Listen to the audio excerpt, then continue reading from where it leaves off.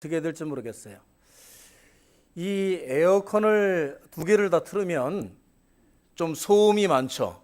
우웅 하는 소리가 많이 들립니다. 특별히 저희 교회 성도분들 중에서 이 특수 기계를 귀에다가 꽂으신 분들이 많아요. 보청기라고. 그래서 이 우웅하는 소리가 크면은 목사의 설교가 하나도 안 들린대요. 그냥 너무 우웅해가지고 제가 아무리 크게 설교를 해도 목사님 설교 좀 계속 크게 좀 하라고 하시고, 또 귀가 좋으신 분들은 뭐라 그래요? 요즘 목사님 왜 이렇게 소리를 지르냐고. 그래서 조금 덥고 조금 불편하더라도 우리가 설교 시간에는 에어 컨디셔너를 뒤쪽에 것 하나만 틀기로 하겠습니다. 여름에 또 졸리는 분들이 많아요, 설교를 할 때. 그러니까 옆에 분 조시면 꼭 깨워주세요. 네. 어느 권사님이 앞자리에서 막 조시더래요. 너무 조시더래. 막 코까지 고시면서.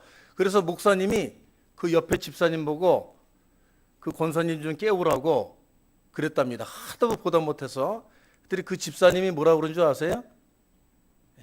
자기가 재워놓고 왜 또 깨우래. 그러지 마시고 눈치껏 잘 깨우셔서 잘 들으시기 바랍니다. 지금은 성령 강림 주간입니다. 성령께서 우리에게 오신다. 성령을 우리가 맞이한다. 성령과 우리가 합일치된다 하는 것에 대해서 이미 설교 말씀을 드렸습니다.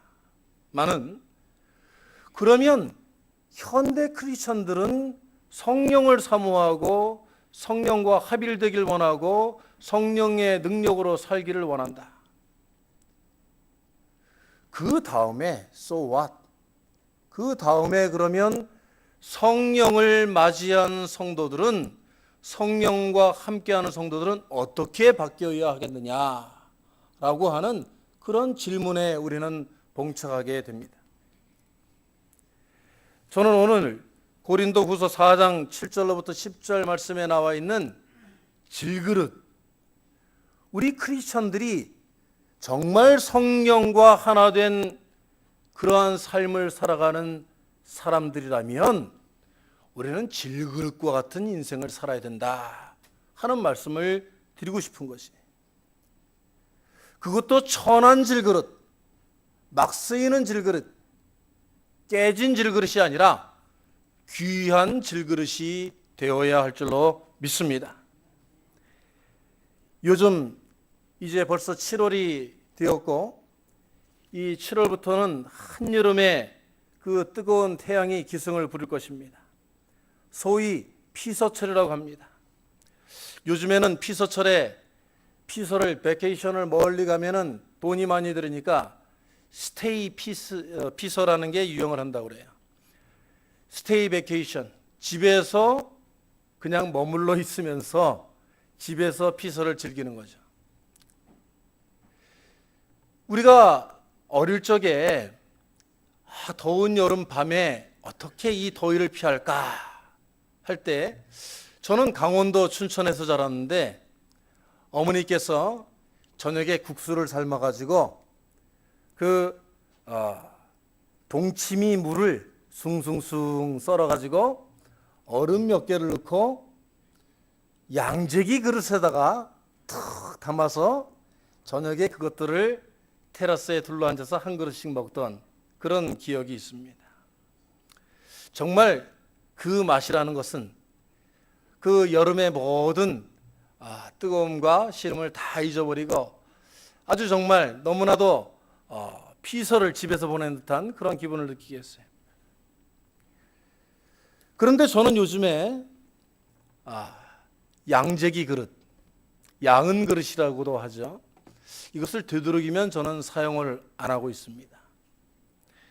되도록이면 집에 양재기 그릇 말고 도자기 그릇을 좀 쓰기를 원하고 즐겨 사용하는 편입니다.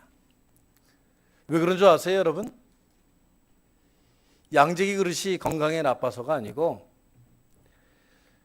그 양재기 그릇이 비빔국수, 동치미 국수만 해주시던 그런 국수가 아니고 그 양재기에다가 평소에 남은 음식을 비벼 드시던 어머니 생각이 너무 나서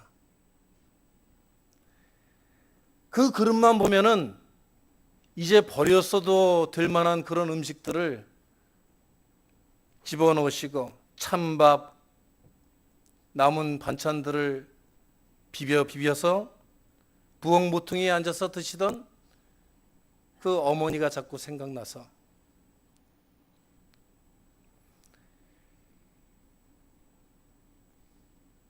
그 양재기 그릇을 저는 더 이상 사용하지를 않고 있습니다. 아마도 우리 어머니들의 인생은 그런 양재기 인생이 아닌가라고 생각이 듭니다. 가정의 모든 어려움도 남편과 자녀들에 대한 불평과 불만과 서름과 한숨까지도 고추장 한 숟갈 툭 털어넣어서 그 양재기 그릇에 비벼 눈물과 같이 먹던 그 양재기 인생, 그 어머니의 사랑의 양재기 모습, 묵묵히 그 자리와 그 역할을 다 해내시기 위해서 그 양재기 그릇을 친구 삼아 매일매일 자녀들에게 좋은 것을 주고 자신은 양재기 인생을 사신 그 거룩하며 값진 인생들이 없었으면은 아마 오늘날 저나 여러분이 이 자리에 없을 것이다. 저는 그렇게 생각을 합니다. 우리는 우리 스스로가 어머니들이 그러한 인생을 사셨다면 우리는 어떤 그릇으로서 이 인생을 살고 있는가? 우리는 좀 이 시간 되돌아보기를 원합니다. 우리들의 인생이라는 그 그릇에 우리는 무엇을 담고 있느냐 하는 것입니다. 무엇을 담기를 원하는 것이냐 하는 것입니다. 우리는 우리의 인생의 모습이 그릇이라고 그렇게 생각을 한다면 지금까지 우리의 그릇 자체의 목적을 두고 살아간 어리석은 인생이 아니었는가? 그 그릇의 가치는 무엇이 담기느냐에 달려있는 것인데 그 그릇을 하나님께서 우리들에게 주셨는데 그 그릇에다가 너무나 값싸고 헛된 것만을 담으려고 노력한 그러한 인생들이 아니었는가 하는 겁니다. 어머니들은 초라하고 갸냘프고 참 희생적인 그러한 인생의 모습을 살았지만 그 양재기 그릇에 사랑과 하나님의 뜻과 거룩한 믿음을 그 양재기에 담아 사셨는데 우리들은 어떠한 그릇의 내용물들을 담으려고 노력하고 있는가 하는 겁니다. 제가 서울의 강남, 여러분들 뭐 좀 아시는 신사동이라고 하는 그곳을 제가 오후에 걷게 되었습니다. 친구 목사님들하고 쭉 그 신사동 교회라고 하는 곳을 방문하기 위해서 걷고 있는데 갑자기 거기에 똥차가 갑자기 서 있는 거예요. 그 번화한 거리에 커다란 똥차가 서가지고 막 호수를 내리고 하니까 얼마나 사람들이 냄새가 나고 불쾌하겠어요. 그래도 사람들은 코를 막고 또는 옆으로 살짝 비켜가서 조심히 가는데 어떤 아주 너무나 잘 차려입고 예쁘장하게 생기신 아주머니들 네 분이서 팔짱을 끼고 그 거리를 가다가 그 큰 차를 발견하는 순간 뭐라고 그러냐면은 재수없게 이 한낮에 무슨 똥차야. 냄새나. 그러면서 막 똥차가 거기 서 있는 것을 탓을 하면서 지나가는 것을 보았어요. 거기에 그냥 차만 서 있고 그 일을 하려면 그 운전수 아저씨도 있고 그 파이프를 내리는 일꾼 아저씨들도 있잖아요. 그죠? 그 사람들이 번연히 일을 하고 있는 것을 보면서도 막 고개를 흔들면서 지나가는 겁니다. 그러니까 그때 그 일하던 아저씨 한 분이 참다 못해가지고 그 아주머니들 뒤통수에 대고 이런 말을 하더라고요. 니들 모습이 더 역겹다. 니들한테서 나는 냄새가 더 역겨워.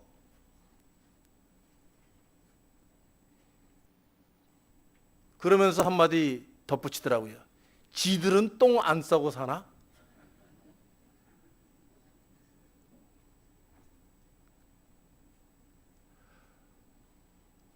우리들의 삶에 가장 중요한 것은 무엇입니까? 우리 인간들이 질그릇이라고 하자면 우리들은 참으로 약한 존재인들입니다. 우리들은 참으로 부족한 존재들입니다. 우리들은 어리석은 존재들입니다. 우리들은 어떻게 보면 죄로 찌들려서 냄새나는 존재들이에요. 남을 지적하고 욕하기보다 우리 스스로를 우리가 되돌아볼 때에 참으로 역겹고 부족하고 어리석고 모순되고 불완전한 존재들입니다.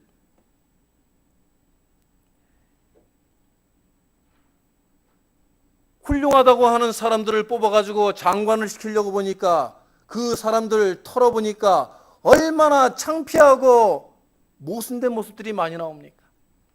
저런 사람들을 과연 우리가 지도자로 삼아야 될까라고 싶을 정도로 인간들은 그 뒷모습을 캐보면 참으로 연약하기 그치가 없고 유혹에 잘 넘어가고 단순하고 하나님 보실 때에 그렇고 그런 존재들이라는 말입니다.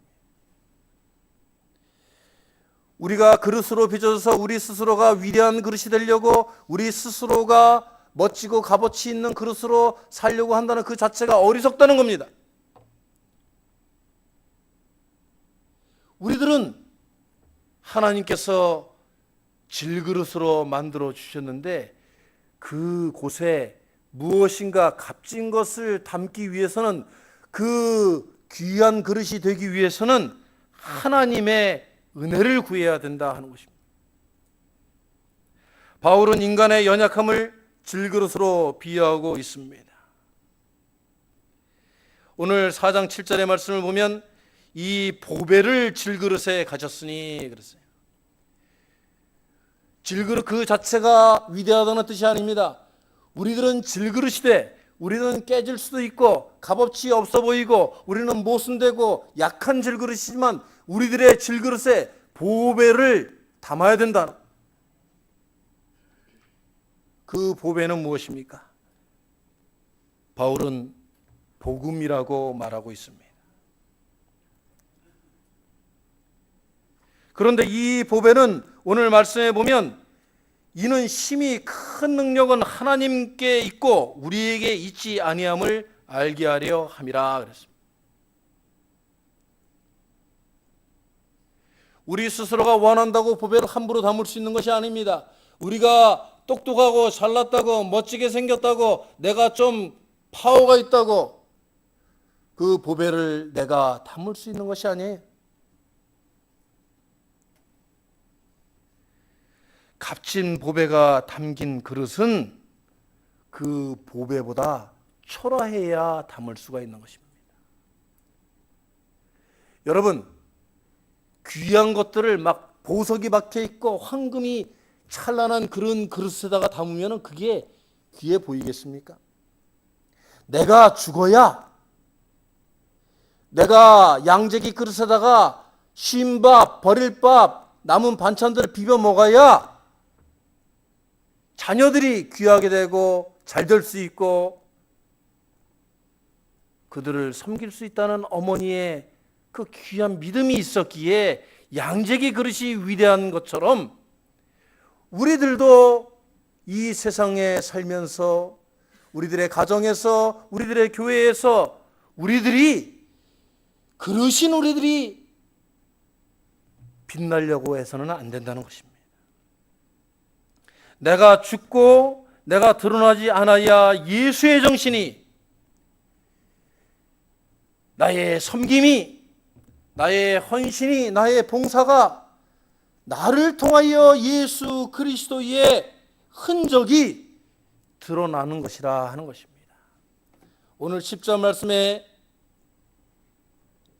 예수의 죽음을 몸에 짊어짐은 그랬습니다.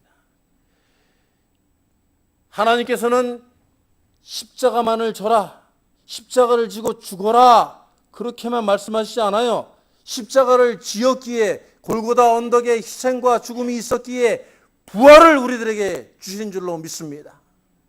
우리들이 질그릇으로 태어났지만 그곳에 보배인 예수 그리스도의 복음을, 예수 그리스도의 사랑을, 예수 그리스도의 희생과 자비를 담아서 살려고 노력할 때 그 죽음의 의미가 우리들의 삶을 통하여서 예수 그리스도의 흔적이, 예수 그리스도의 모습이 우리들의 삶을 통하여 나타나고 증거되고 확증될 줄로 믿습니다.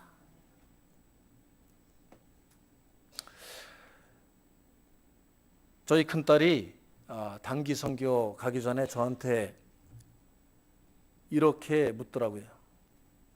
아빠, 나 단기 선교 안 가면 안 돼? 너무 힘들 것 같아. 머리도 못 감는다면서, 잠도 제대로 안 재우고 5시에 깨운다면서, 꼭 가야 되나? 제가 그랬습니다. 다른 사람은 몰라도 너는 꼭 가야 돼.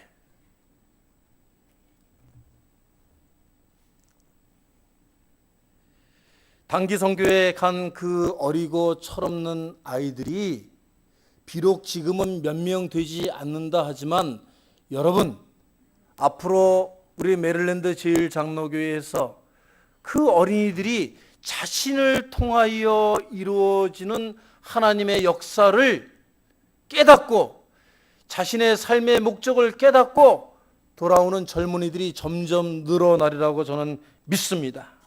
저는 확신합니다. 힘들고 어렵다고 안 시키면 안 돼요. 자꾸 우리가 이 교회가 어려운 상황에서 무슨 단기 선교를 보내느냐, 하지만 그 일을 멈춰서는 안 돼요.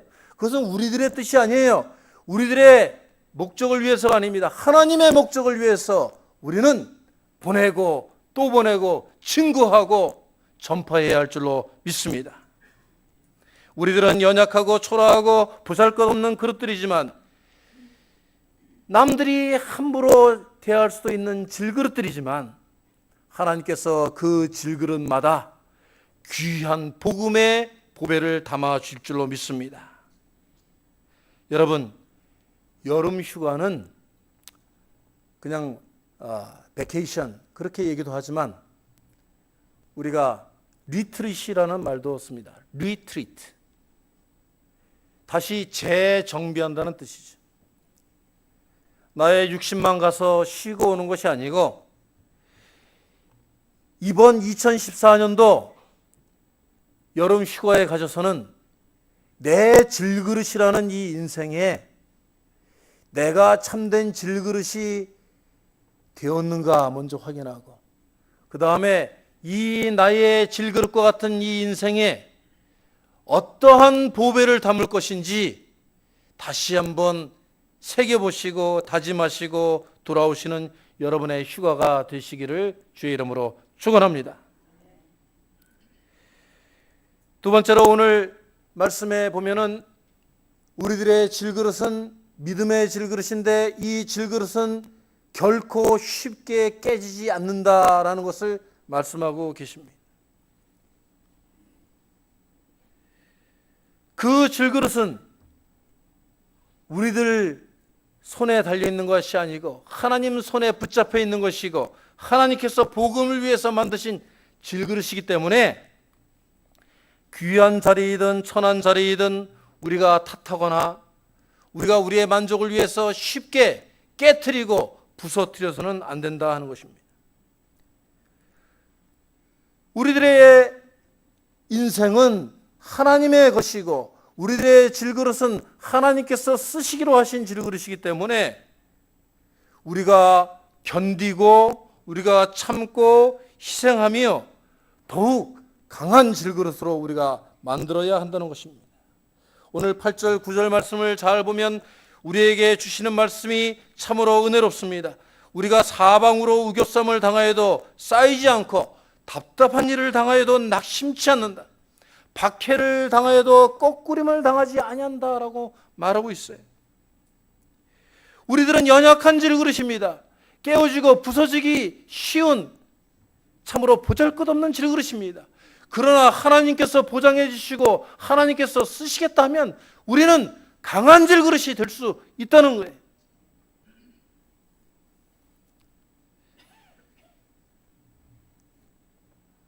제가 메릴랜드 제일장로교에 와서 목회를 하면서 참 여러 가지 말씀들을 많이 듣습니다. 정말 다 옳은 말씀들이에요. 다 귀한 말씀들이고 다 좋은 말씀들입니다. 목사님들이 목회를 잘하게 하기 위해서 얼마나 성도들이 관심이 많으면 그렇게 말씀들을 주시겠습니까? 저는 100% 납득합니다. 하지만 여러분이 또 목회자를 이해해야 할 부분들도 있어요. 우리 교회는 하나님께서 보실 때에 아직 완벽치 않습니다. 그래서 목회자가 너무 강하게 나가면 이 질그릇이 깨질 수가 있다는 거예요. 저도 몇천 명이 모이는 교회에서 목회를 해봤던 사람이고 몰라서 안 하는 게 아닙니다.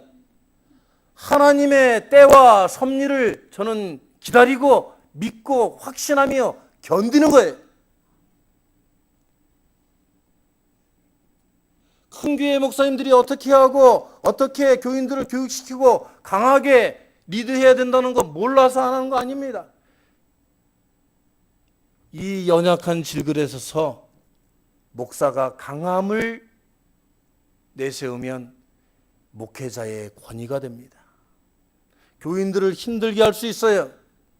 어린아이에게 채찍질을 대는 그러한 결과를 초래할 수가 있다는 것입니다.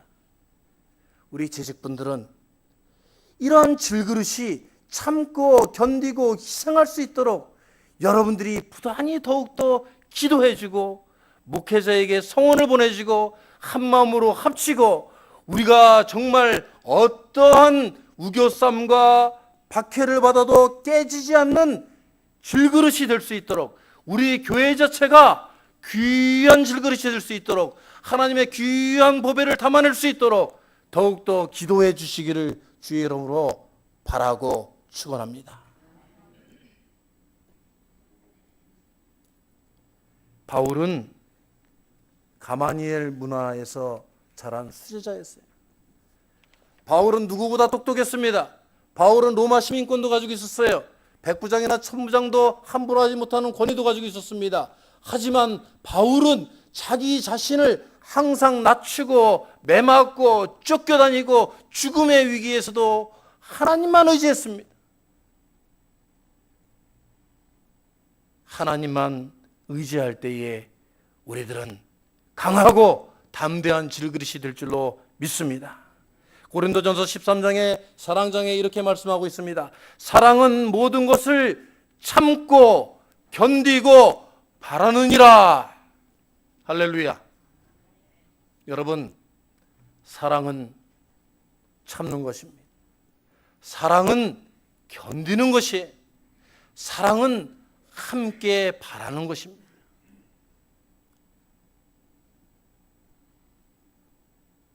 사랑은 위대한 것입니다. 하지만 그 위대한 사랑을 이루기 위해서는 먼저 참고 견디고 바라는 것, 함께 기도하며 소망하는 것, 그것이 먼저 기본이 갖춰지지 있지 않으면 위대한 사랑이 이루어질 수가 없어요. 사랑하는 한 남자와 여자가 만나서도 티격티격 싸우고 이것저것 조율하고 좋은 애 싫은 애 헤어진 애 만에 그러면서도 서로가 잘 참고 견디고 서로를 아껴주면 함께 인생을 평생 동안 갈 수 있는 위대한 사랑이 거기서 이룩되는 겁니다. 우리들이 믿음 생활하는데 우리들이 인간적인 거 다 내세우고 우리가 하고 싶은 말 다 하고 우리가 주장하는 거 다 나를 통해서 내 질그릇만 가장 위대하다고 내세우면 하나님의 질그릇은 어떻게 하란 말입니까? 하나님의 보배는 어떻게 하란 말입니까? 복음이 땅에 떨어져서 깨져도 여러분이 우리들의 사랑은 위대하다고 말을 할 수가 있는 것입니까? 우리들이 더욱 참기를 바랍니다. 더욱 견디기를 바랍니다. 더욱더 믿음의 기도로 소망하시기를 주의 이름으로 축원합니다. 사람들이 무슨 일을 하다 보면은 자기의 생각이나 계획이 무산되고 실패라고 단정짓고 그 일을 포기해 버리기가 쉽습니다. 인생을 사는 90% 이상의 사람들이 그런다고 그래요. 자기의 생각이나 계획이 큰 장벽에 부딪히고 잘 되지 않고 방해가 생기고 그것이 어려운 지경에 처하면 그 일을 이건 내가 잘못 판단한 거야 포기해 버린다고 합니다. 그런데 퍼센테이지로 모든 사람들의 인생을 전부 다 리뷰를 해보니까 자기의 생각이나 계획이 완전히 절망적이라고 생각을 할 때, 자기의 고정관념과 자기의 목적이 완전히 무너졌을 때, 그 다음에 더 큰 일을 이룰 수가 있었다라고 통계학자들이 말을 합니다. 하나님을 믿는 사람들이라면 나의 생각과 나의 계획이 당장 이루어지지 않았다고 하나님께 항변하고 낙심하고 포기해서는 안 됩니다. 크리스찬들은 예수 그리스도께서 십자가에 못 박히셨기 때문에 다시 부활의 아침을 맞이할 수 있었다는 그 부활의 신앙을 붙잡아야 됩니다. 포기하지 않고 오래 참고 기다리면 반드시 하나님께서는 그 일을 이루어 주신다는 확신을 가지시는 여러분이 되시기를 바랍니다. 그러한 귀한 질그릇들이 되시기를 바랍니다. 미국의 한 신문이 독자들에게 이러한 설문을 냈다고 합니다. 당신의 수명이 1년밖에 남지 않았다면 어떻게 살겠습니까? 라고 설문을 했대요. 그랬더니 응답자들 중에서 집이나 땅을 사겠다든가 개인 비자금을 만들어 놓겠다는 사람은 전혀 없었다고 합니다. 그들은 물질적 희망에 대한 내용보다도 더 많은 도움을 어렵고 힘든 사람들을 위해서 쓰겠다. 그리고 더 많은 사랑을 하겠다. 더 하나님의 뜻을 위하여 분발하여 살겠다라고 다들 대답했다고 합니다. 우리들은 우리들의 인생의 질그릇이 쓰여지는 유통기한이 있다는 것을 깨달아야 합니다. 하나님께서 우리들을 만들어 놓으셨지만 우리들이 귀한 질그릇으로 쓰임받는 기간은 정해져 있는 거예요. 1000년 만년 가는 것이 아니고 100년 200년 가는 것이 아니라는 얘기입니다.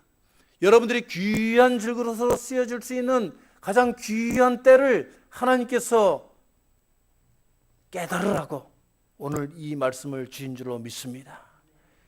여러분의 그 삶의 모습이 하나님 앞에 귀하게 쓰여지게 해달라고 기도하시고 간구하시고 실천하시는 여러분이 되시기를 바랍니다. 저는 이한영 장로님 지난 월요일 날 소천하셨는데 제가 처음에 존스 홉킨스 병원에 찾아갔을 때 우리 이한영 장로님 저를 사실은 웰컴 하시지는 않았어요. 그런데 제가 찾아가고 또 찾아가고 함께 기도하면서 우리 장로님이 메릴랜드 제일장로회를 어떻게 당신이 섬겼는지 말씀도 해주시고 마음이 열리면서 병원에서 나가면은 제일 먼저 교회에 나가겠습니다 라는 약속을 저한테 했어요. 그리고 그 약속을 지키셨고, 저는 잘 알지 못하지만 과거에 함께 신앙생활 하셨던 분들의 이야기를 들으니까 어렵고 힘든 일들 묵묵히 말없이 열심히 하셨고, 여러분 옛날에 그렇게 잘생기시고 체격도 좋으시고 멋있으시던 분이 휠체어 타고 교회에 나온다는 것은 대단한 신앙적인 결단입니다. 당신 스스로는 창피할 수도 있고 당신 스스로 나와서 끝까지 하나님 앞에 무릎 꿇겠다는 자신의 질그릇에 수명이 다할 때까지 하나님의 사명 맡은 자로서 그 책임을 다하겠다는 그런 목숨 걸고 주님께 예배드리겠다는 그런 사명이 있었습니다. 돌아가시기 전날까지 교회에 나와서 예배드리던 교우들과 인사하며 웃음을 잃지 않았던 우리 이한영 장로님의 그 모습이 지금도 눈에 선합니다. 여러분, 정말 우리들은 이러한 믿음의 공동체입니다. 우리들은 우리에게 주신 하나님의 질그릇의 인생을 우리들이 어떻게 가볍게 하나님이 보실 때 참으로 착하고 성실한 종아 하며 칭찬하실 수 있는 귀한 질그릇의 삶을 여러분들이 자리매김하실 수 있도록, 여러분들이 그러한 귀한 질그릇으로서 복음의 사역을 잘 감당하여 하나님의 영광을 드러내는 그러한 값진 질그릇의 인생을 사시도록 기도하시는, 바라시는, 소망하시는, 달려가시는 여러분의 인생길이 되시기를 주의 이름으로 축원합니다. 같이 기도하시겠습니다.